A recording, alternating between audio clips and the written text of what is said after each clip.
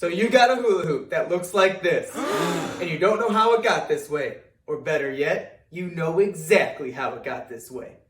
Well, we're gonna make it round again. And all you'll need are some channel locks.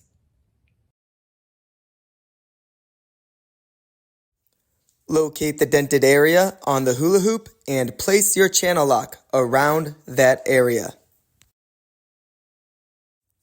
Then squeeze the channel lock to flatten the area and get rid of the dent.